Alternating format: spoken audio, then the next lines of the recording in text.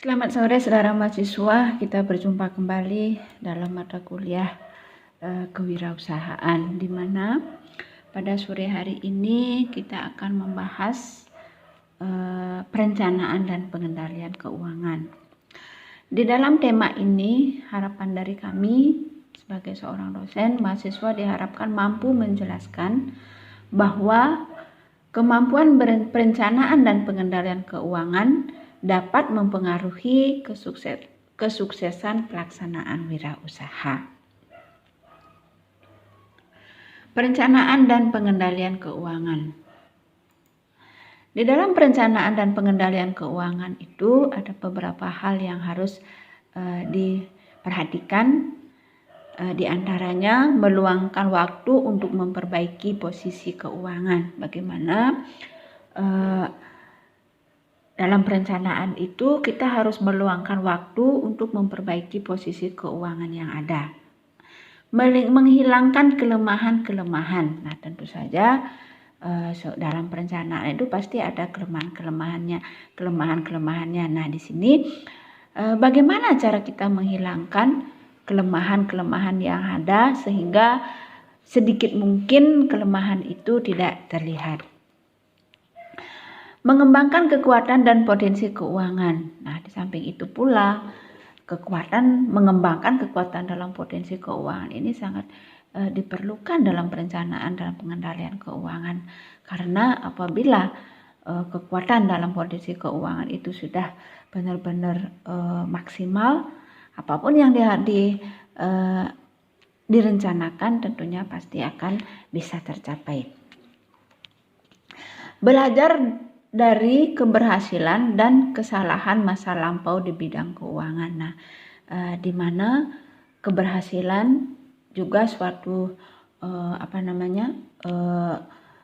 sesuatu yang harus benar-benar dipelajari. Mengapa dia bisa berhasil? Apa yang menyebabkan, faktor-faktor apa yang menyebabkan sehingga bisa berhasil, dan juga kesalahan-kesalahan yang di masa lampau itu juga mesti dipelajari sehingga kesalahan-kesalahan sama tidak akan terjadi baik itu di masa sekarang maupun di masa yang akan datang. Mengatur perkembangan keuangan masa depan. Nah, ini yang dikemukakan oleh Meredith 2005. Bagaimana kita mengatur perkembangan keuangan masa depan sehingga keuangan di masa depan itu memang benar-benar aman. Nah, ini untuk mengatur keuangan di masa depan tentunya diawali oleh mengatur perkembangan keuangan di masa sekarang. Bagaimana kita mengatur perkembangan keuangan di saat ini? Apakah bisa tanpa mengatur perkembangan keuangan di saat ini, kita sudah bisa merencanakan pengaturan keuangan masa depan. Apapun itu tentunya diawali oleh pengaturan keuangan di masa sekarang.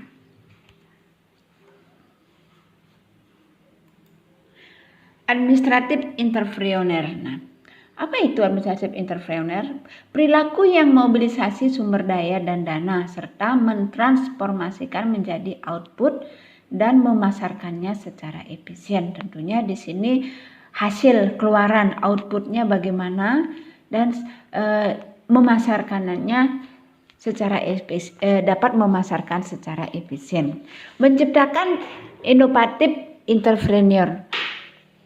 Yang dimaksud dengan inovatif entrepreneur itu berpikir kreatif dan melihat peluang serta meningkatkannya. Orang yang melakukan aktivitas wirausaha yang dicirikan dengan pandai atau berbakat mengenai produk baru, menyusun manajemen operasional untuk menyusun pengadaan produk baru. Nah, itu yang disebut dengan menciptakan inovatif entrepreneur. Ciri dan kemampuan wirausaha tangguh. Nah, di sini kita akan bicara bagaimana ciri-ciri daripada kemampuan wirausaha tangguh. Berpikir dan bertindak strategik, adaptif, terhadap perubahan dalam berusaha mencari peluang keuntungan. Nah, di sini sudah tentunya berpikir dan bertindak strategik. Nah, strategi apa yang mesti dilakukan terhadap perubahan dalam berusaha mencari peluang keuntungan? Tentunya apabila sudah pemikiran-pemikiran yang strategi itu bisa yang strategik, berpikiran bertindak dan strategik, pemikiran yang strategik itu dilakukan, tentunya itulah nanti akan salah satu menjadi ciri daripada wirausaha tangguh. Selalu berusaha untuk mendapatkan keuntungan melalui berbagai keunggulan. Nah, di dalam mendapatkan keuntungan itu juga tentunya akan jauh lebih besar didapatkan dari berbagai keunggulan produk yang ditawarkan. Ini nantinya akan memberikan keuntungan yang peningkatannya secara signifikan dibandingkan dengan produk-produk yang standar yang ada di pasaran. Nah, inilah keunggulan ditawarkan sehingga keuntungan yang diperoleh akan menjadi lebih banyak lagi.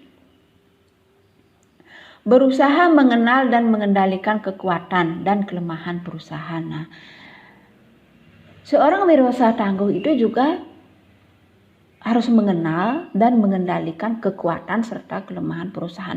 Apa yang menjadi kekuatan dari perusahaan itu dan kelemahan dari perusahaan itu.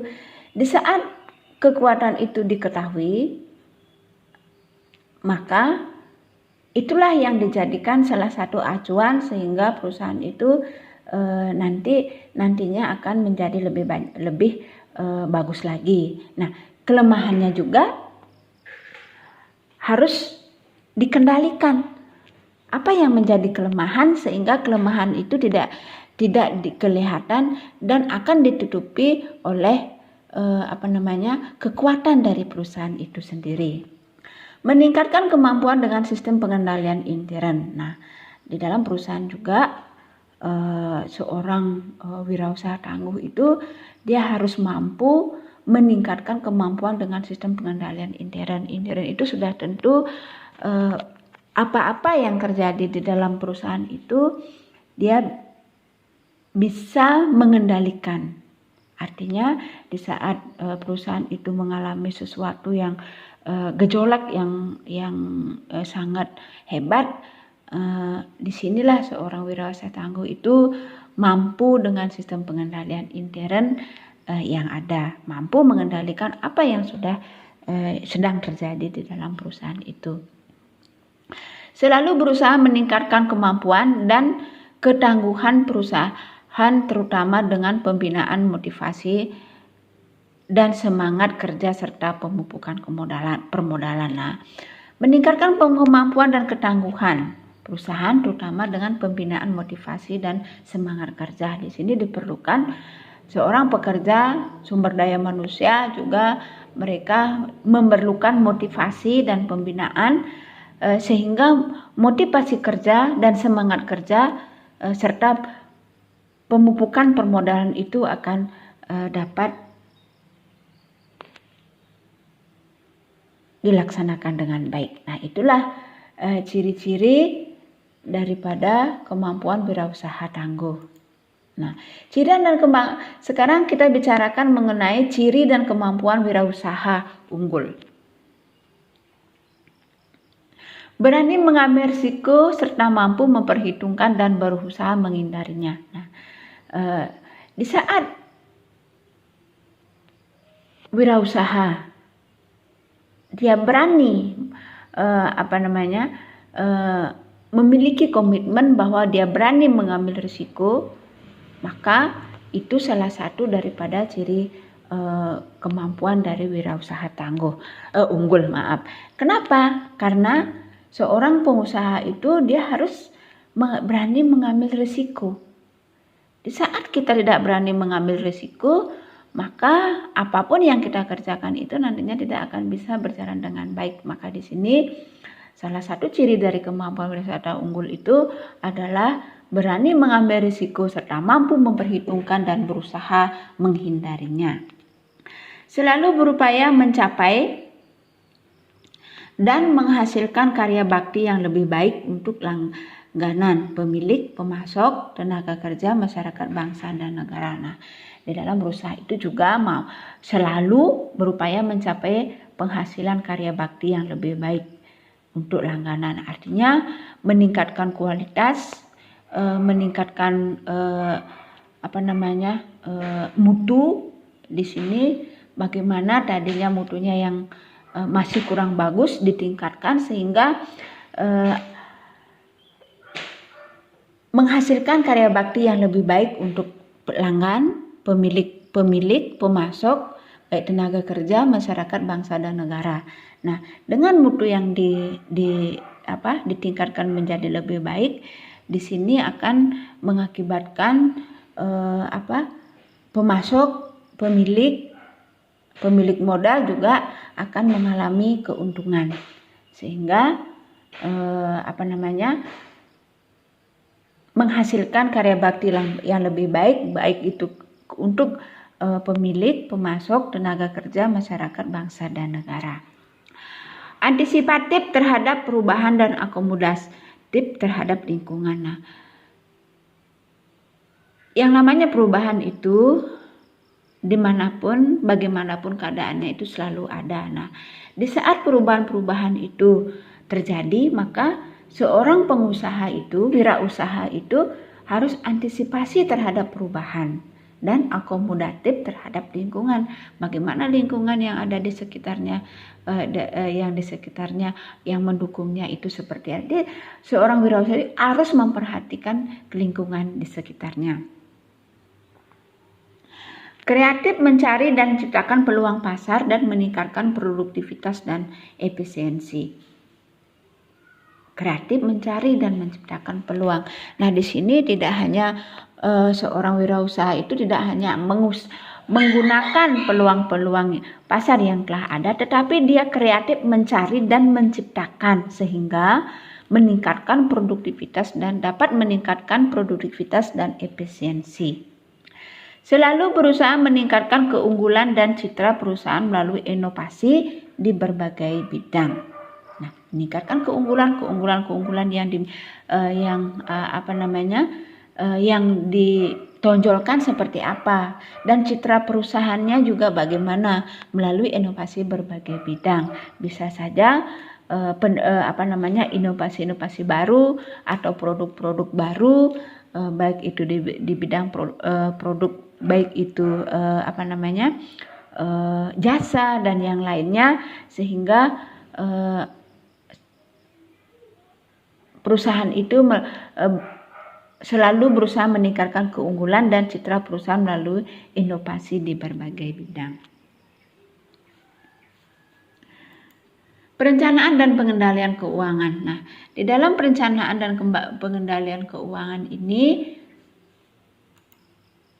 ada 5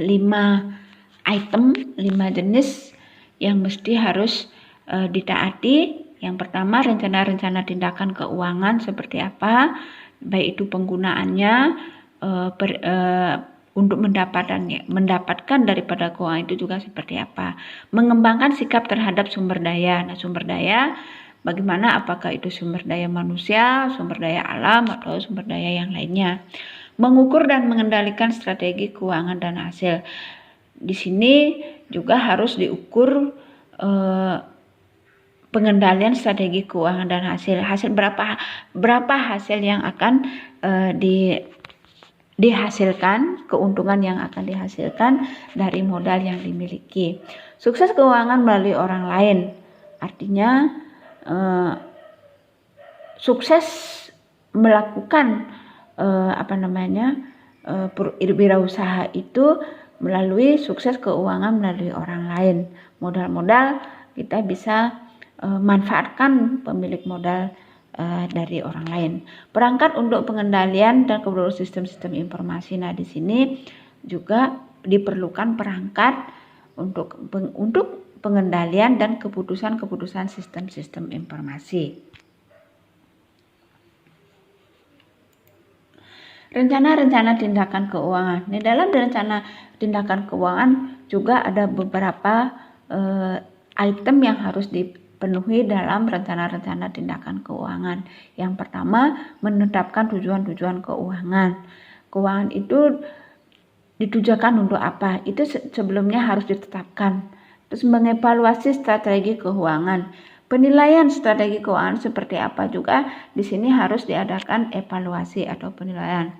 Mengumpulkan dan mengevaluasi fakta dan angka keuangan. Nah, di sini fakta-fakta, evaluasi dan angka-angka keuangan itu dikumpulkan, menetapkan tingkat dan target efisiensi.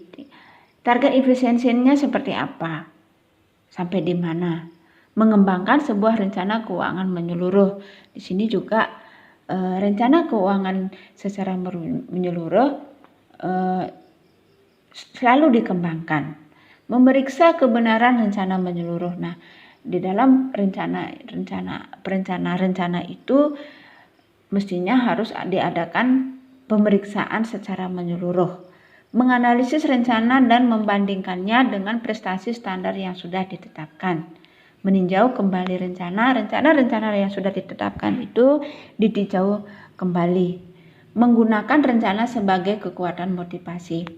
Nah, di saat membuat rencana itu bisa digunakan sebagai kekuatan motivasi di dalam melaksanakan pekerjaan. Mengapa seperti itu? Di saat kita menjalankan suatu kegiatan itu tentunya ada rencana. Melihat rencana itu sehingga di sini timbullah motivasi atau kekuatan motivasi sehingga apa yang diinginkan atau keuntungan yang diharapkan yang sesuai dengan rencana itu bisa dicapai dengan menggunakan rencana sebagai kekuatan motivasi. Memastikan bahwa proses perencanaan diikuti oleh pengendalian dan yang memadai. Nah, di sini rencana juga harus diikuti pengendalian yang memadai, baik itu pengendalian dalam bidang keuangan, pengendalian di bidang yang lainnya, sehingga rencana tindakan keuangan itu bisa dapat berjalan dengan baik. Selanjutnya, mengembangkan sikap terhadap sumber daya. Bagaimana caranya mengembangkan sikap terhadap sumber daya? Salah satunya adalah mengukur sumber daya Anda. Sumber daya yang ada itu tentunya ada sumber daya manusia, sumber daya alam juga, dan sumber daya pendukung yang lainnya. Itu diukur kemampuan, baik kapasitasnya, baik kualitasnya seperti apa. Disinilah mengembangkan mengembangkan sikap terhadap sumber daya yang ada. Mengukur imbalan yang ada. Di dalam wirausaha tentunya kita harus ada pekerja-pekerja yang terlibat di dalamnya, atau tenaga kerja sumber daya manusia yang terlibat di dalamnya. Di sini mengukur imbalan Anda. Berapa imbalan yang sudah diberikan? Apakah sudah sesuai dengan apa yang dia kerjakan? Apabila dia imbalan itu sudah sesuai, tentunya dari segi pengukuran itu Anda sudah memenuhi persyaratan. Mengendalikan faktor-faktor keuangan. Nah, di sini ada beberapa faktor-faktor uang yang mestinya dikendalikan. Tentunya keuangan, pengeluaran yang tidak harus kita keluarkan, tetapi pengeluaran yang kita keluarkan itu memang bersifat tidak bisa dihindari, tetapi harus dikeluarkan. Pengendalian masa depan. Nah, di dalam pengendalian sikap terhadap sumber daya keuangan. Bagaimana caranya mengendalikan keuangan? Kita batasi hal-hal yang tidak bersifat mendesak. Pengendalian masa depan juga mesti dikendalikan, karena dengan pengendalian itu nantinya mengembangkan sikap terhadap sumber daya, mengendalikan masa depan ini, nantinya apa yang diharapkan itu akan bisa terlaksana dengan baik atau dapat tercapai sesuai dengan apa yang diharapkan. Mengukur dan mengendalikan strategi keuangan dan hasil. Pengendalian faktor kritis, kecenderungan penghasilan laba, perbandingan intern dan ekstern, serta rapat untuk tindakan. Nah, inilah mengukur dan mengendalikan strategi keuangan dan hasil. Baik, sampai di sini dulu pertemuan kita hari ini dan selamat sore.